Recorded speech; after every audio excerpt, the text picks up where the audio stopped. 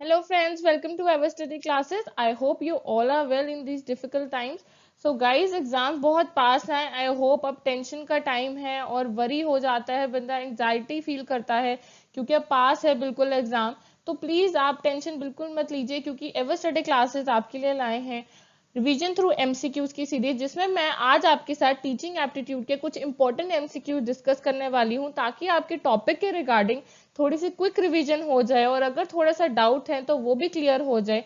तो आइए आगे मेरे साथ आप जुड़ें और हम आज डिस्कस करते हैं कुछ इंपॉर्टेंट एमसीक्यूज ऑन जो कि टीचिंग एप्टीट्यूड के टॉपिक से होंगे. Before I move on with the question, I just want to let you know कि हमारे पास ऐसे बहुत से कोर्सेज है जो आपको एग्जाम क्लियर करने में, एग्जाम में अच्छे स्कोर करने में हेल्प कर सकते हैं. पेपर 1 पेपर 2 कॉमर्स मैनेजमेंट दोनों के हमारे पास कोर्सेज हैं. मिनी कॉम्बो पैक भी है हमारे पास पेपर 1 का. पेपर 2 में अगर आपको लगे जैसे अब एग्जाम पास आ रहा है, आपको क्विक रिवीजन चाहिए, तो हमारे यूनिट स्नैपशॉट नोट्स बिल्कुल फ्री हैं. प्लस इस टाइम में बहुत जरूरी है कि आप प्रीवियस ईयर प्रैक्टिस करें, तो हमारे पास यूनिट वाइज एक्सप्लेन्ड पास पेपर्स हैं जो आपको इस टाइम स्पेशली बहुत ज्यादा हेल्प कर सकते हैं. प्लस आप और भी कोर्सेज के बारे में जान सकते हैं by visiting our website www.everstudy.co.in. आइए क्वेश्चन नंबर 1 पे चलते हैं. देखिए हमारा पहला क्वेश्चन जो है, which options best describe about the relationship between teaching learning? Number 1, good learning results in good teaching. 2, teaching is a social act while learning is a personal act. Third, teaching can be formal as well as informal while learning is always informal. Fourth, a teacher teaches but most importantly learns also. Fifth, teaching is a task while learning is an achievement word. And sixth, both are goal oriented but learning is better when linked with life processes. तो देखिए अगर आप देखेंगे overall question ये teaching learning relationship के बारे में बात कर रहे हैं and also it asks you कि इनमें से कौन सा बेटर डिस्क्राइब करता है उनका रिलेशनशिप. बेटर डिस्क्राइब करने के साथ साथ हमें ये ध्यान में रखना है इस क्वेश्चन को टैकल करने के लिए कि कौन सी ऐसी ऑप्शन है जो बिल्कुल फिट नहीं होती हैं. तो अगर जो ऑप्शन नहीं फिट होती हैं उनको निकालना कई बार आसान हो जाता है क्योंकि जब नंबर ऑफ ऑप्शन होती हैं तो एलिमिनेशन टेक्निक से हम अगर वर्क करें तो हम अपने ऑप्शन या सही आंसर के पास जल्दी और स्ट्रेट अवे पहुंच सकते हैं. तो देखिए आगे मैं आपको टाइम दे रही हूँ, आप सोच सकते हैं and then I am now going to move on to the solution part. So देखिए इसका सोल्यूशन डिस्कस करने से पहले वी नीड टू नो कि हम कैसे उन ऑप्शंस को एलिमिनेट कर सकते हैं जो बिल्कुल फिट नहीं बैठ रही हैं, टीचिंग लर्निंग रिलेशनशिप के बारे में नहीं बता रही हैं. क्योंकि जब मल्टीपल ऑप्शंस गिवन होती है तो एलिमिनेशन टेक्निक लगानी हमारे लिए बेस्ट होती है अगर अपने अपने आंसर तक जाना है. तो ध्यान से देखिए जो फर्स्ट है good learning results in good teaching, तो इसमें देखिए उन्होंने उल्टा लिख दिया है जबकि होना चाहिए था good teaching results in good learning. क्यों? क्योंकि जब टीचर अच्छा पढ़ाएगा तो ऑटोमेटिकली उसका इम्पैक्ट स्टूडेंट पे अच्छा पड़ेगा. उल्टा सही जो है वो जरूरी नहीं है, लेकिन गुड टीचिंग है जो रिजल्ट करती है गुड लर्निंग में, तो इसलिए जो पहला ऑप्शन है वो तो एलिमिनेट हो चुका है. नेक्स्ट थर्ड देखिए teaching can be formal as well as informal while learning is always informal. ये सही है कि टीचिंग फॉर्मल हो सकती है जैसे क्लासरूम्स कॉलेजेस में होती है, स्कूल्स में होती है. इनफॉर्मल हो सकती है क्योंकि हम अपने एनवायरमेंट से, हम अपने सराउंडिंग से, अपने पेरेंट्स से, पीयर से, कलीग से सीखते रहते हैं. लेकिन लर्निंग हमेशा इनफॉर्मल जरूरी नहीं है. जब आप किसी जॉब की ट्रेनिंग पे जा रहे हैं, आप किसी और ट्रेनिंग कर रहे हैं या आप किसी के अंडर सीख रहे हैं या अपने टीचर से भी सीख रहे हैं तो वो फॉर्मल लर्निंग में काउंट होता है. इनफॉर्मल लर्निंग वो है जो आप अपने घर से सीख रहे हैं, अपनी सराउंडिंग से सीख रहे हैं. तो जैसे कि टीचिंग जो है वो फॉर्मल इनफॉर्मल हो सकता है, वैसे देखिए गाइस लर्निंग भी फॉर्मल इनफॉर्मल हो सकती है. तो इसीलिए थर्ड ऑप्शन भी एलिमिनेट हो चुकी है. अब ये दो ऑप्शन एलिमिनेट हो गई हैं तो इसका मतलब बाकी सही है. बाकी क्यों सही है जरा उसको भी देख लेते हैं. सेकंड देखिए teaching is a social act while learning is a personal act. क्यों बोला है हमने? क्योंकि टीचिंग सोसाइटी के बेनिफिट के लिए हो रहा है. बच्चों को पढ़ाएंगे तो वो आगे यूथ कंट्री के जो है एम्प्लॉयमेंट में, नेशनल इनकम में कंट्रीब्यूट करेगी, इसलिए वो सोशल एक्ट है. Learning is a personal to a person. Learning कैसे एक इंडिविजुअल करता है that depends on skills, capability, motivation, aptitude. तो देखिए learning is a personal act. Fourth देखिए teacher teaches but most importantly learns also. देखिए ये टीचिंग का तो ऑनगोइंग प्रोसेस है, ये ऐसा प्रोफेशन है जिसकी लर्निंग कभी खत्म ही नहीं होती क्योंकि कभी ना कभी कोई टेक्नोलॉजी में चेंज आ जाएगा, कभी ना कभी कोई टीचिंग के प्रिंसिपल्स में, मेथड्स में, स्टाइल्स में चेंज आ जाएगा, जिसके कारण टीचर को साथ साथ लर्न करके स्टूडेंट्स के आगे इंप्लीमेंट करना पड़ता है. तो टीचर टीच तो कर रही है, वो साथ में लर्न भी कर रही है.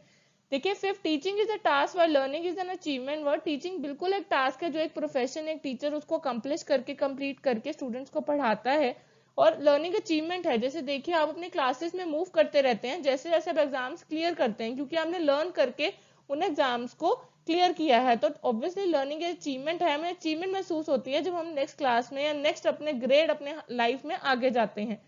6 देखिए, both are goal oriented but learning is better when linked with life processes. ये इसलिए बोला है क्योंकि देखिए टीचिंग और लर्निंग गोल ओरिएंटेड होने बहुत जरूरी है। अगर कोई गोल ही नहीं है, पर्पस नहीं है, तो हम टीचिंग लर्निंग कर क्यों रहे हैं?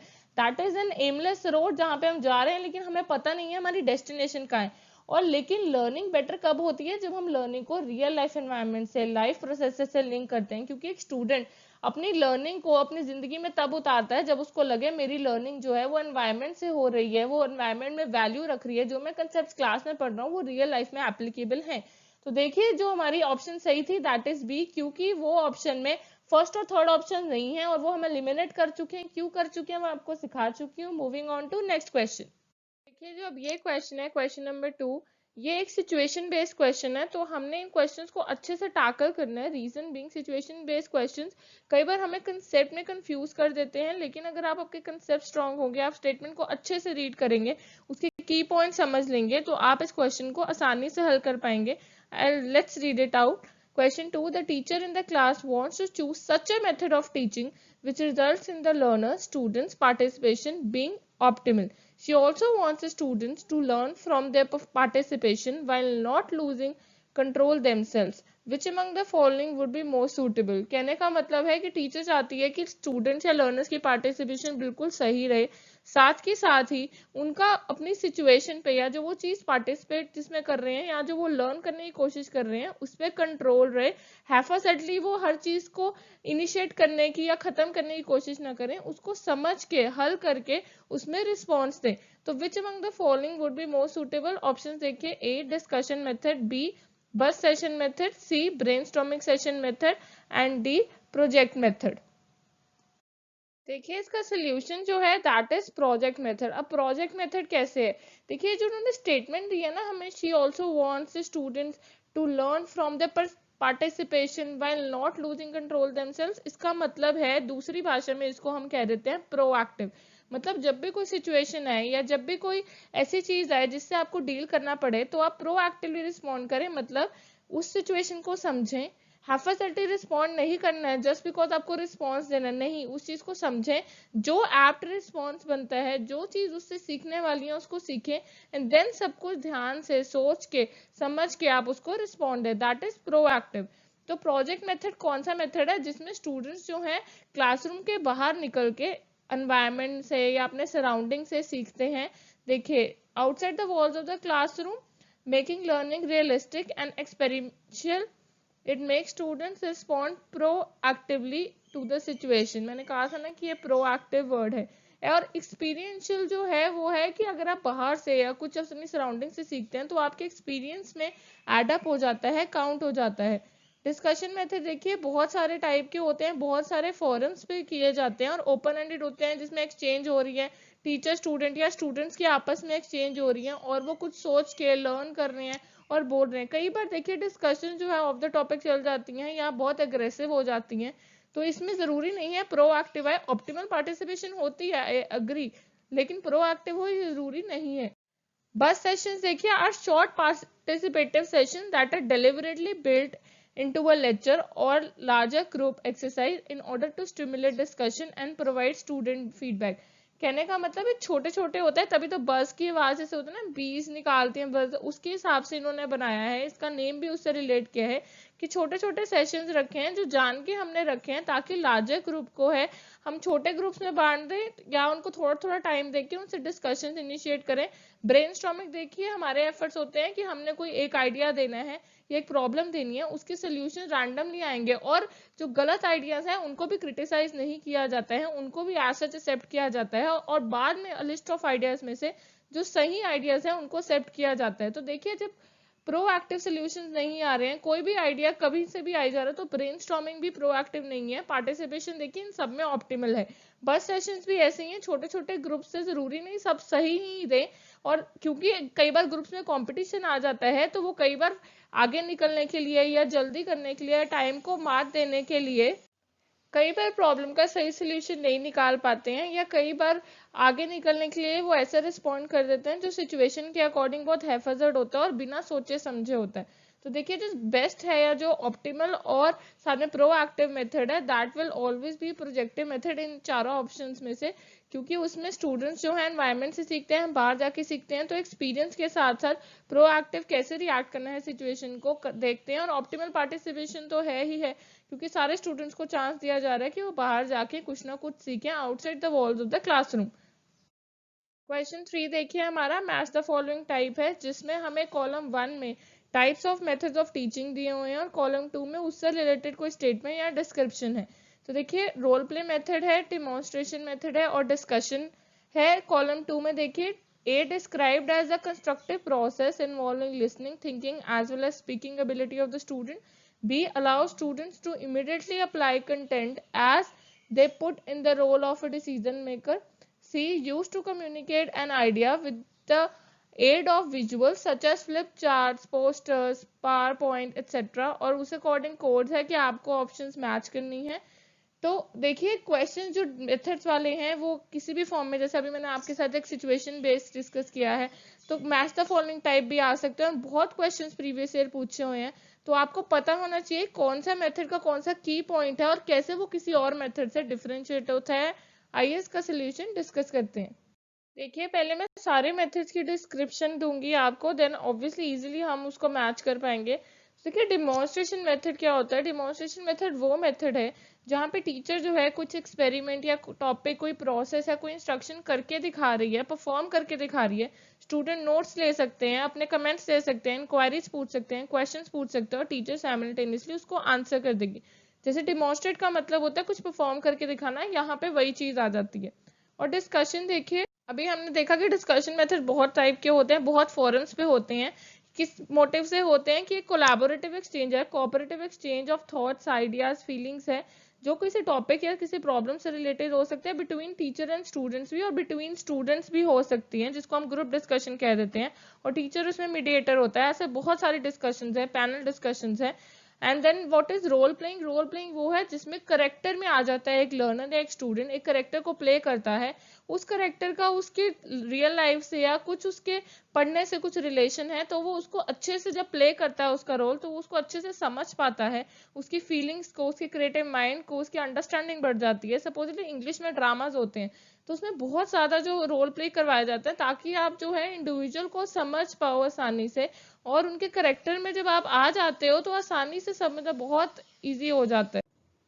तो देखिए जो रोल प्ले मेथड है उसका है कि allow students to immediately apply content, क्योंकि वो डिसीजन मेकर के रोल में आ जाते हैं। And then we have the demonstration method. Demonstration method है use to communicate an idea through visuals, हो सकता है फ्लिप चार्ट्स, पोस्टर्स है, लेकिन कुछ परफॉर्म हो रहा है, आपको कुछ दिख रहा है, टीचर आपको कुछ करके दिखा रही है। डिस्कशन मेथड देखिए described as a constructive process, या आपने कंस्ट्रक्टिव वर्ड भी याद रखना है, क्योंकि कुछ ना कुछ प्रॉब्लम का सोल्यूशन या कुछ फ्रूटफुल आइडियाज आपके सामने आते हैं। Involving listening, thinking as well as speaking ability of the student, क्योंकि इसमें स्टूडेंट की जो स्किल्स डेवलप होती हैं, जब अपने आइडियाज फोरफ्रंट में रखता है, वो थिंकिंग स्किल्स, कॉग्निटिव स्किल्स, उसकी एबिलिटीज डेवलप होती हैं। और इनफैक्ट मेटा कॉग्निशन एबिलिटीज भी, हायर लेवल कॉग्निशन एबिलिटीज भी डेवलप होती है, जब वो लॉजिक्स भी समझने शुरू हो जाता है। तो आई नो इसका आंसर आपको समझ आ गया है कि ए है, जिसमें फर्स्ट का बी, सेकंड का सी एंड थर्ड का ए है। हमारा नेक्स्ट क्वेश्चन जो है दैट इज जो है लर्नर करेक्टरिस्टिक्स के बेस पे है। From the list given below identify the learner characteristics which would facilitate teaching learning system to become effective. कौन से ऐसे लर्नर करेक्टरिस्टिक्स हैं जो सपोर्ट करेंगे टीचिंग लर्निंग दोनों को इफेक्टिव बनने में। देखिए टीचिंग और लर्निंग साथ साथ चलते हैं। इनन्यूमरेबल क्वेश्चंस हैं जो प्रीवियस ईयर में पूछे गए हैं। एक मैंने फ्रंट में भी डिस्कस किया, वो थोड़ा डिफरेंट टाइप का था, ये लर्नर करेक्टरिस्टिक्स बेस्ड है, लेकिन ऑन द होल आपको दोनों कंसेप्ट की अच्छी अंडरस्टैंडिंग होनी चाहिए अगर आपने टीचिंग लर्निंग की क्वेश्चंस को अटेम्प्ट करना है और सही आंसर लेना है। तो देखिए फर्स्ट है aptitude of the learner, second learners prior knowledge and experience, third desired level of ability and motivation, fourth learners religious and social affiliation, fifth learners food habits and adjustments। तो देखिए अब इसमें से मैंने आपको पहले ही कहा है, जब स्टेटमेंट ऐसे गिवन हो, बहुत सारे ऑप्शंस हो, तो आपके लिए बेस्ट आइडिया कौन सा है, आप एलिमिनेशन लगाए, देखिए कौन से बिल्कुल नेगेटिव ऑप्शंस हैं, बोल कौन से ऐसे ऑप्शंस हैं जो बिल्कुल फिट नहीं हो रही हैं, क्योंकि उनको निकालने से हम सही ऑप्शंस के बाद ऑटोमेटिकली पहुंच जाएंगे। नहीं तो अगर आपको कंसेप्ट की अंडरस्टैंडिंग बहुत है, या आपको वैसे बहुत स्ट्रांग होल्ड है आपका ये, और आप समझ गए हैं, तो आप प्लीज किसी भी मेथड के थ्रू जा सकते हैं। I am just giving you an opinion कि एलिमिनेशन मेथड से बहुत सारी ऑप्शंस हो तो उससे अप्लाई करना आसान होता है। देखिए अब इसके सोल्यूशन के लिए हम इतना पता है बी पार्ट सही था, क्योंकि फर्स्ट सेकंड थर्ड सही है, लेकिन वो क्यों सही है उससे पहले हमें ये देखना पड़ेगा गलत कौन से हैं। फोर्थ देखिए, learners religious and social affiliation, कहने का मतलब वो कौन से रिलीजन से बिलोंग करता है, कैसी कास्ट या कैसे लोगों के साथ बैठता उठता है, उससे उसके लर्निंग पे क्या बिहेवियर है, थोड़ा हो भी सकता है कहीं ना कहीं उसको मोटिवेट डीमोटिवेट करें उसके फ्रेंड्स या उसका social circle. But the thing is, teaching learning system को इफेक्टिव बनाने में उनका क्या ही कंट्रीब्यूशन है, नहीं है। सिमिलरली लर्नर्स की फूड हैबिट्स और एडजस्टमेंट्स, वो उसकी पर्सनल चीज है कि वो क्या खाता है, कैसे एनवायरनमेंट में एडजस्ट करता है, कैसे उसकी फैमिली में एडजस्ट करता है, तो टोटली पर्सनल थिंग्स हैं जो बिल्कुल टीचिंग लर्निंग के रिलेशनशिप को डायरेक्टली नहीं इफेक्ट करती, इनडायरेक्टली अगर कर सकती हैं तो बहुत ब्लीक है, तो इसको हम एलिमिनेट कर देंगे। पहली तीन ऑप्शंस क्यों नहीं है, क्योंकि उसका एप्टीट्यूड कैसा लर्निंग की तरफ, उसकी प्रायर नॉलेज कैसी है, जो पढ़ के आया है क्या वो उसके आगे पढ़ने के लिए सपोर्टिव है या नहीं, उसका एक्सपीरियंस कितना है, उसमें एबिलिटी है कि वो आगे लर्निंग कर सके, अच्छी कर सके और उसको पर्पसफुल बना सके, क्या उसमें वो एबिलिटी के साथ साथ मोटिवेशन भी है कि वो खुद तो पढ़े साथ में दूसरों को भी मोटिवेट करे। अगर खुद ने दूसरों को नहीं करना तो अपने एम या गोल कोई सेट है जिसके रिलेटेड वो मोटिवेटेड है और वहां तक पहुंचना चाहता है, तो पहले तीन ऑप्शंस बिल्कुल सही है, इसलिए इसमें option B is the correct answer. देखिए अब ये है क्वेश्चन नंबर 5 जो हम डिस्कस करने वाले हैं, that is deduction reasoning based. आप इस क्वेश्चन से काफी ज्यादा रूबरू हैं, आपको पता है ये क्वेश्चन ट्रिकी भी होते हैं और काफी आते भी हैं, लेकिन इसको सॉल्व तो तरीका ये है, दोनों स्टेटमेंट्स को अच्छे से पढ़ो, देखो कोई नेगेटिव चीज तो नहीं है, कोई बहुत ज्यादा फोकस चीज है तो उसको साइड पे रखो, देखो क्या वो दोनों स्टेटमेंट लिंक हो रही है, नहीं भी हो रही है तो क्यों नहीं हो रही है। आपके स्टेटमेंट पढ़ेंगे ना अच्छे से तो आप आसानी से क्वेश्चन सॉल्व कर पाएंगे। Adarsan, maturation is more closely related to teaching than learning. Reason, maturation being a natural process like teaching is independent of activity and practice. तो अब देखिए A है, both A and R are correct and R is the correct explanation of A. B, both A and R are correct but R is not the correct explanation of A. C, A is correct while R is incorrect. D, A is incorrect while R is correct. देखिए पहली बात तो maturation जो है वो learning के साथ ज्यादा लिंक्ड है रादर देन टीचिंग, और सेकंड स्टेटमेंट जो रीजन की है वो सही है क्योंकि वो नेचुरल प्रोसेस है, एक बंदा मेच्योर होता है थ्रू इट्स एक्सपीरियंस और एक नेचुरल ग्रोथ प्रोसेस का पार्ट है, that is independent of any activity and practice. You can see it in various persons. देखिए मेच्योरिटी उनमें आती रहती है as per as, as per experience, किसी भी के थ्रू आ सकती है, तो it is a natural process like teaching. Teaching naturally आती है जब आप सीख जाते हैं, या आप नहीं भी सीखते तो भी आप में एक अंदर से मोटिवेटेड फील करते हैं कि हाँ आपको पढ़ाना आता है। एक नेचुरल प्रोसेस है कि कुछ टीचर्स अच्छे होते हैं और कुछ अच्छे बन जाते हैं, तो नेचुरली आता है, तो वो ठीक है रीजन। लेकिन जो ए है मेच्योरेशन, मैंने कहा वो लर्निंग से ज्यादा लिंक्ड है। देखिए मेच्योरेशन नेचुरल प्रोसेस है जो नॉर्मल ग्रोथ के साथ लिंक्ड है, और साथ में it is more closely associated with learning because learning भी पर्सनल होती है। लाइक लर्निंग जो है एक इंडिविजुअल बेस्ड है, क्या वो एक्सपीरियंस है उसके पास, क्या उसकी प्रायर नॉलेज है, क्या एबिलिटी है, क्या मोटिवेशन है, उसके बेसिस पे सारे लर्निंग डिपेंड करती है। प्लस ऑल अदर फैक्टर्स है एनवायरनमेंट के, टीचर के, क्लासरूम के, जो उसको इफेक्ट करते हैं। तो लर्निंग के साथ साथ वो पर्सनल एक्ट है, मेच्योरेशन भी पर्सनल है क्योंकि वो एक पर्सन उससे डील कर रहा है मेच्योरिटी से। वो बाहर वाला बंदा उसको सिर्फ जज कर सकता है, लेकिन एक्चुअल फील उसको जिसके साथ हो रहा है वही फील कर सकता है कि वो कितना मैच्योर फील करता है, क्या उसकी लर्निंग पावर है, कहाँ लर्निंग उसको गोल तक लेके जा रही है। तो ये दोनों थोड़े ज्यादा कनेक्टेड है, बीइंग समथिंग पर्सनल। और teaching on the other hand is a social act. हमने पहले भी पढ़ा है कि टीचिंग सोसाइटी के बेनिफिट का प्रोफेशन है और वो यूथ को आगे बढ़ाने का प्रोफेशन है। देखिए फ्रेंड्स क्वेश्चन नंबर 6 जो है वो भी हमारे पास स्टेटमेंट टाइप क्वेश्चन है, तीन स्टेटमेंट्स गिवन है, that is related to Phases of teaching, देखिए let's read it out now from the following statements below. Choose the correct code. Statement 1, pre-active phase of teaching deals with preparation and deployment of strategies. Statement 2, interactive phase of teaching deals with verbal interaction between the teacher and the learner through initiation and response. Statement 3, post-active phase of teaching involves feedback and evaluation of the learner. तो I hope statement तो clear है सारी, लेकिन course देखिए all the statements are correct, तीनों के तीनों सही हैं. बी सिर्फ फर्स्ट और सेकंड सही है, सी सिर्फ थर्ड सही है, एंड डी कोई भी सही नहीं है. तो अब देखिए अगर आपको फेजेस ऑफ टीचिंग आते हैं तो आप आसानी से क्वेश्चन को कर लेंगे. तो I am now going to discuss the solution with you guys. देखिए अब आंसर तो सी है कि सिर्फ स्टेटमेंट जो है वो थर्ड सही है, लेकिन वो क्यों है वो जानना जरूरी है. प्री एक्टिव फेज देखिए यहाँ तक तो ठीक है, pre active phase of teaching deals with preparation. Preparation of strategies बिल्कुल है वहां पे, प्रिपरेशन ऑफ मेथड स्टाइल की कौन सा टीचर मेथड लगाएगी, कौन से स्टाइल से पढ़ाएगी, कौन सी स्ट्रैटेजी है जिससे इवैल्यूएशन करनी है, सब कुछ प्री एक्टिव में होता है before entering the classroom. Pre active phase वो है जिसमें अभी क्लास में एंटर नहीं हुई है टीचर, लेकिन फिर भी एप्रोप्रिएट स्ट्रैटेजी और टैक्टिक्स डिसाइड करने होते हैं, कंटेंट और लेवल ऑफ द प्यूपिल्स, मतलब क्लास कैसी है, लर्नर्स कैसे हैं. तो आप पहले से ही जब टीचर प्रिपेयर्ड होके आएगी तो क्लासरूम में अच्छा परफॉर्म कर पाएगी. तो अब देखिए लेकिन जो डिप्लॉयमेंट वर्ड है मतलब स्ट्रैटेजीज को प्रैक्टिकली लगाना, स्ट्रैटेजीज को इंप्लीमेंट करना तो क्लास में आने के बाद है, और प्री एक्टिव फेज क्लास में आना नहीं डील करता, उससे पहले का सारा डील करता है. तो ये जो है डिप्लॉयमेंट वो है इंटरएक्टिव फेज का, तो इसीलिए फर्स्ट स्टेटमेंट गलत हो गई है, this is eliminated in the sense. Statement 2 देखिए, interactive phase of teaching deals with verbal interaction between teacher and learner through initiation and response. देखिए क्लास में आ गया तो ऑब्वियसली क्वेश्चन पुट होगा स्टूडेंट से तो आंसर करेगा, या क्वेश्चन स्टूडेंट पुट करेगा टीचर आंसर करेगी. तो एक इनिशिएशन रिस्पॉन्स का रिलेशनशिप है. वर्बल इंटरेक्शन भी ठीक है, लेकिन सिर्फ वर्बल इंटरेक्शन नहीं होती है, नॉन वर्बल भी तो है. जब टीचर जेस्चर से, टीचर के बॉडी लैंग्वेज से स्टूडेंट जज करता है. सिमिलरली टीचर स्टूडेंट के फेशियल एक्सप्रेशन से, बॉडी लैंग्वेज से जज करती है क्या वो फिजिकली प्रेजेंट होने के साथ साथ मेंटली प्रेजेंट है, क्या स्टूडेंट समझ रहे हैं, क्या स्टूडेंट मेरी बात को उसी सेंस में ले रहे हैं जिसमें मैं समझा रही हूँ. तो देखिए वर्बल का अकेला नहीं है, नॉन वर्बल भी है, इसलिए सेकंड स्टेटमेंट भी प्योरली सही नहीं है, इसलिए इसको गलत कर देंगे.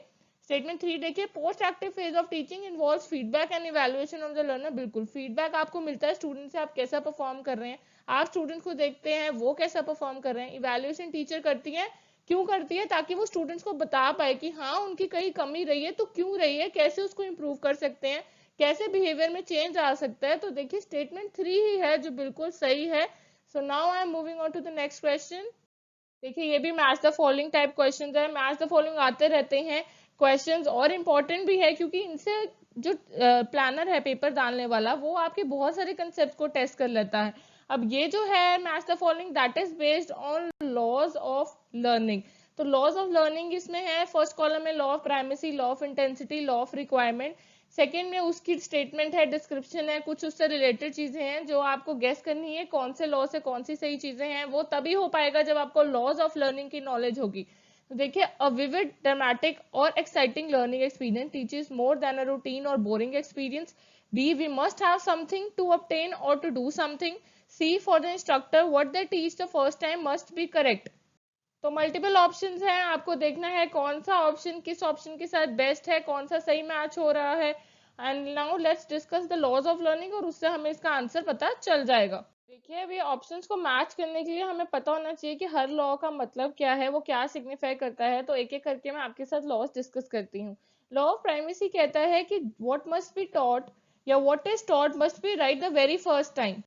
क्यों बोला है, क्योंकि हमें पता है ना first impression is the last impression. इसलिए उन्होंने बोला है कि जो टीचर पहली बार पढ़ा रही है किसी टॉपिक के बारे में, पहली बार क्लास में आ रही है, तो वो सब सही बोले. और जो क्योंकि स्टूडेंट के माइंड में इंप्रेशन बन जाता है, और अगर वो स्टेटमेंट गलत है तो स्टूडेंट के माइंड से स्टेटमेंट को मॉडिफाई करना, डिलीट करना या चेंज करना या ऑल्टर करना टीचर के लिए बहुत डिफिकल्ट हो जाएगा, क्योंकि स्टूडेंट उस चीज को समझ चुका है, ओपिनियन बना चुका है, उसको अपने दिमाग में फिट कर चुका है. तो लॉ ऑफ प्राइमेसी कहते हैं कि पहली बार जो पढ़ाया जाए या जो भी पढ़ाया जा रहा है फर्स्ट टाइम वो सही हो. लॉ ऑफ इंटेंसिटी कहता है कि जब भी कोई ऐसा लर्निंग का चीज हो जो थोड़ी विविड हो, थोड़ी ड्रामेटिक या रूटीन से हटके हो, तो लर्नर के माइंड पे उसका ज्यादा इंप्रेशन पड़ता है, वो ज्यादा अच्छे से उसको समझ पाता है. रादर देन कोई रूटीन या बोरिंग चीज चल रही हो तो हो सकता है लर्नर उसको स्किप कर दे और ना समझे, तो उसके बिहेवियर में कब चेंज आता है, जब उसको कोई चीज स्टिमुलेट करती है, और कोई चीज स्टिमुलेट तब करती है जब वो चीज इंटरेस्टिंग लगे, और इंटरेस्टिंग कोई चीज तब लगती है जब वो थोड़ी सी डिफरेंट हो बाकियों से। लॉ ऑफ रिक्वायरमेंट देखिए क्या कहता है कि कुछ गेन या समझने के लिए, लर्न करने के लिए आपके पास भी कुछ कैपेबिलिटीज होनी चाहिए। मतलब अब हम थर्ड ग्रेड के स्टूडेंट को 10th ग्रेड में अपग्रेड नहीं करते हैं, क्योंकि उसके पास वो कैपेबिलिटी नहीं है कि वो 10th ग्रेड के सब्जेक्ट्स को समझ पाए। सिमिलरली 9th ग्रेड का स्टूडेंट ही 10th में जाता है, क्योंकि वो अंदर से उसके पास वो स्किल है, एबिलिटी है, मोटिवेशन है, ड्राइव है कि वो 10th में जाके उन चीजों को समझ पाए और गेन कर पाए। तो देखिए लॉ ऑफ प्राइमेसी है वो सी से है, for the instructor what they teach the first time must be correct. Law of intensity क्या कहेगा, विविड, ड्रामेटिक और exciting learning experience teaches more than a routine और boring experience. Law of requirement क्या कहेगा, we must have something to obtain और do something. इसीलिए जो option D है, जिसमें फर्स्ट का सी, सेकंड का ए और थर्ड का बी है, that is the correct one. देखिए ये क्वेश्चन है जो 8th हम डिस्कस करने वाले हैं, that is also an assertion based question. तो assertion देखिए, new age learning is totally dependent on learner centre learning approach. Reason क्या है, learners nowadays demand more autonomy in teaching approaches and want their opinions to be counted accordingly in the process of teaching learning। मतलब कहने का assertion है कि ठीक है कि लर्नर सेंटर्ड लर्निंग अप्रोच है, उस पर टोटली डिपेंडेंट है हमारी न्यू एज लर्निंग। और रीजन क्या दे रहे हैं, क्योंकि अब आजकल लर्नर जो है वो ऑटोनॉमी चाहते हैं, वो चाहते हैं कि उनके ओपिनियंस मैटर कर रहे हैं टीचर्स के आगे, उनके ओपिनियंस को लिया जाए, सिलेबस में, करिकुलम में ऐड किया जाए। तो अकॉर्डिंगली कोर्स देखिए, A both A and B are correct, R is the correct explanation है उसकी, बी, ए और आर सही है, लेकिन आर उसकी करेक्ट एक्सप्लेनेशन नहीं है। ए सही है, आर गलत है, ए गलत है और आर सही है। आइए इसका सोल्यूशन डिस्कस करते हैं। तो guys this is a very easy question for you, क्योंकि देखिए हमें पढ़ा है कि देखिए एक तो एलिमिनेशन वाली ट्रिक है जिसको आप अप्लाई कर सकते हैं क्वेश्चन में, एक दूसरी है जब बहुत ज्यादा नेगेटिव या ओवर ऐसे कुछ वर्ड्स का यूज किया हुआ है जो थोड़ा सा नेगेटिविज्म की तरह सिंबलाइज करे, तो वो स्टेटमेंट गलत होती है। जैसे देखिए, new age learning is totally dependent on learning, तो टोटली वर्ड है वो ज्यादा ओवर एम्फोसाइज कर रहा है, तो हमें थोड़ा सा बैलेंस लेके चलना चाहिए, इसलिए स्टेटमेंट गलत है। क्यों गलत है, देखिए गलत इन द सेंस कि टोटली बोल दिया है, इसलिए डिपेंडेंट है new age learning learner centred approach पे, लेकिन आजकल जो स्टाइल चल रहा है, अप्रोच चल रही है लर्निंग की, दैट इज ब्लेंडेड, जिसमें हम टीचर स्टूडेंट और दोनों को इकट्ठे लेके चल रहे हैं, टीचर सेंटर और स्टूडेंट सेंटर, उनके मिक्स के साथ डील करते हैं depending on the class environment, institution का एनवायरनमेंट, टीचर की कैपेबिलिटी, स्टूडेंट्स की कैपेबिलिटी, क्लासरूम की कैपेबिलिटी ऑन द होल। तो देखिए जो आजकल है वो ब्लेंडेड लर्निंग, ब्लेंडेड अप्रोच पे हम डिपेंडेंट ज्यादा है, डिपेंडेंट से जिसमें टेक्नोलॉजी का एलिमेंट भी है, सब कुछ है। तो अकेला टोटली लर्नर सेंटर्ड को हम सही नहीं बोल सकते हैं, या उस पर डिपेंडेंसी बिल्कुल शो नहीं कर सकते हैं। रीजन सही है, क्यों लर्नर सेंटर्ड अप्रोच की डिमांड है, क्योंकि आजकल जो स्टूडेंट्स है, लर्नर्स है, वो चाहते हैं कि जो उनका ओपिनियन है वो मैटर करे, ये सही है, वो चाहते हैं टीचर्स उनके ओपिनियंस, क्वेश्चंस, कमेंट्स, क्वेरीज को एंटरटेन करे। देखिए अगला क्वेश्चन जो हमारे पास है, who is considered the exponent of understanding level of teaching. देखिए बहुत इजी क्वेश्चन अगर आपको पता है, क्योंकि स्ट्रेट अवे इसका एक ही आंसर बन सकता है जो कि प्रॉपर आंसर होगा, क्योंकि अगर आपने लेवल्स ऑफ टीचिंग को अच्छे से समझा हुआ है तो ये क्वेश्चन तो आपके लिए कुछ नहीं है। ऑप्शन देखिए, हर्बर्ट, बी मॉरिसन, सी हंट, डी है नन ऑफ द अबव। तो अगर आपको लेवल्स ऑफ टीचिंग के बारे में पता है तो आपको ये भी पता होगा कि उनके प्रोपोनेंट्स कौन है, क्योंकि ये बहुत इंपॉर्टेंट है, इसके रिगार्डिंग प्रीवियस ईयर क्वेश्चंस भी भरे पड़े हैं किसी ना किसी रूप में, मैच द फॉलोइंग में, स्टेटमेंट टाइप में, या इस टाइप में जैसे मैंने आपसे पूछा है, तो कुछ ना कुछ है, तो आपको पता होना चाहिए। Let's discuss the answer now. तो देखिए आई नो इसका आंसर देखिए स्ट्रेट अवे है कि मॉरिसन ने दिया है, लेकिन हमें पता होना चाहिए, एक बार लेवल्स ऑफ टीचिंग को थोड़ा सा फटाफट से रिवाइज करते हैं कि अंडरस्टैंडिंग लेवल ऑफ टीचिंग के बारे में बात किया, तो अंडरस्टैंडिंग लेवल ऑफ टीचिंग क्या है, at this level the learners are required to comprehend factual information to know the meaning of different concepts and the relationships। कहने का मतलब यहाँ पे लर्नर्स को इतनी गेन अंडरस्टैंडिंग हो जाती है कि उनको रिलेशनशिप समझ आता है बिटवीन फैक्ट्स, कंसेप्ट, प्रिंसिपल्स, वो फैक्चुअल इंफॉर्मेशन को प्रोसेस करना शुरू कर देते हैं, उनकी अंडरस्टैंडिंग बढ़ जाती है। जबकि तो इसका प्रोपोनेंट देखिए मॉरिसन है, और जो मेमोरी लेवल ऑफ है वो पहला है टीचिंग का जो है लेवल, क्यों, क्योंकि उसको क्रैमिंग बेस्ड है। क्यों, क्योंकि वहां पे क्या है, फोकस किसमें है कि फैक्ट और इन्फॉर्मेशन आपको प्रेजेंट कर दी है, आपने उसको सिर्फ दिमाग में फिट करना है, क्रैम करना है। तो मेमोरी लेवल ऑफ टीचिंग को देने वाले हैं हर्बर्ट, और लास्ट जो reflective level, higher order level है, जो सबसे हाईएस्ट ऑर्डर लेवल है, that is given by Hunt. और टीचिंग इस पे उस लेवल की हो रही है कि जिसमें आप को हेल्प मिलती है कि आप रियल प्रॉब्लम्स ऑफ लाइफ को समझिए। देखिए मेमोरी में क्रैमिंग हो रही है, इन्फॉर्मेशन प्रेजेंट हो रही है, उसमें रिलेशनशिप फाइंड आउट करना कंसेप्ट में, प्रिंसिपल्स में, वो सब अंडरस्टैंडिंग में हो रहा है। अंडरस्टैंडिंग के बाद जब आपको रिलेशनशिप लॉजिक समझ आने लग गया तो उस लॉजिक को रियल लाइफ में अप्लाई कैसे करना है, वो कौन सा लेवल सिखाता है, रिफ्लेक्टिव। तो जो हमारे क्वेश्चन का आंसर है वो था कि बताना कि कौन है इसके एक्सपोनेंट, तो वो कौन है, मॉरिसन। सो गाइस, आज का हमारा लास्ट क्वेश्चन आरटीएम सीरीज का वो है, which among the following models of teaching allows for the students to work cooperatively to reach a common goal। तो मॉडल्स ऑफ टीचिंग के बारे में पता होगा तो ये क्वेश्चन आसानी से सॉल्व हो जाएगा। देखिए, A social interaction model, B behaviour altering model, C information processing model and D practice based model. Model based question भी पूछे गए हैं। मॉडल्स थोड़े से कॉम्प्लिकेटेड हैं, लेकिन अगर आपने समझे हो तो आप आसानी से गेस कर सकते हैं कि इस क्वेश्चन का आंसर कौन सा है। तो देखिए, हमारे क्वेश्चन का आंसर है कि कौन सा ऐसा मॉडल है जो स्टूडेंट्स को कोऑपरेटिवली वर्क करने के लिए मोटिवेट करता है या कहता है कि स्टूडेंट्स को कोऑपरेटिवली वर्क करना चाहिए अपने कॉमन गोल की तरफ। तो वो है मॉडल सोशल इंटरेक्शन मॉडल, जिसमें जब आप कोऑपरेटिवली वर्क करते हैं, कोलैबोरेट करके वर्क करते हैं, तो आप लोगों में इंटरेक्शन होती है, स्टूडेंट में, स्टूडेंट टीचर्स में भी। तो देखिए, this model facilitate group work, आसानी से तभी इंटरेक्शन हो रही है। Allow students to think and ponder, कि आप सारे अपनी थिंकिंग, अपनी कॉग्निटिव एबिलिटीज को यूज कीजिए और अपने ग्रुप वर्क या फिर कोलैबोरेटिवली कुछ ना कुछ थिंक करके, सोच के कुछ कंट्रीब्यूट कीजिए। Include a group discussion, project और कोऑपरेटिव लर्निंग। देखिए, क्योंकि ग्रुप चीज है, सोशल इंटरेक्शन हो रही है, तो इसमें प्रोजेक्ट्स किस तरह के होंगे, कोई प्रोजेक्ट वर्क जिसमें बहुत सारे बच्चे इन्वॉल्व है, कोऑपरेटिव लर्निंग जो सारे एक ही कॉमन गोल की तरफ जा रहे हैं, group discussion, GD oriented discussion में टीम्स बांट रही हैं, you are discussing about a problem और एन आइडिया और उसका सोल्यूशन निकालने की कोशिश कर रहे हैं। तो अब थोड़े से मॉडल्स में आपको बाकी जो ऑप्शंस हैं वो भी बताती हूँ। बिहेवियर ऑल्टरिंग मॉडल था, दैट इज समथिंग जो आपके बिहेवियर चेंज से डील करता है, उसके अंडर बहुत सारे मॉडल्स आते हैं। इंफॉर्मेशन प्रोसेसिंग में स्टेप्स हैं कि कैसे एक इंडिविजुअल, कैसे एक लर्नर, कैसे एक जो बंदा है वो इंफॉर्मेशन को प्रोसेस करता है, उसको समझता है, उसको अप्लाई करता है। तो ये जो मॉडल्स है, देखिए इनके अंदर भी बहुत सारे सब मॉडल्स है, बट हमारा क्वेश्चन जो डील कर रहा था वो था सोशल इंटरेक्शन मॉडल से, जो मैंने आपको बता दिया है। एंड आई होप आपको शायद पता भी हो, तो आपकी क्विक रिवीजन हो गई है, जो हमारी सीरीज का एम भी था, रिवीजन थ्रू एमसीक्यूज की। आई होप आपको एग्जाम की तैयारी के लिए ये एमसीक्यूज हेल्पफुल रहे होंगे। Thank you guys for watching this video. I hope जो हमारा एम था कि आप लोगों की रिवीजन हो जाए एमसीक्यूज के थ्रू टीचिंग एप्टीट्यूड के यूनिट के लिए, क्योंकि एग्जाम बहुत ही पास है, वो इस वीडियो के थ्रू आपको काफी हेल्प मिली होगी। Also for any queries you can write to us, you can like, subscribe and share to our channel and visit our website www.everstudy.co.in। आप हमें व्हाट्सएप कर सकते हैं और आप हमें हमारी इस वीडियो का जो टेलीग्राम से है जो पीडीएफ भी ले सकते हैं। और कोई आपको डाउट हो, क्वेरी हो, तो डिटेल्स आपकी स्क्रीन पर है। Thank you guys and have a nice day.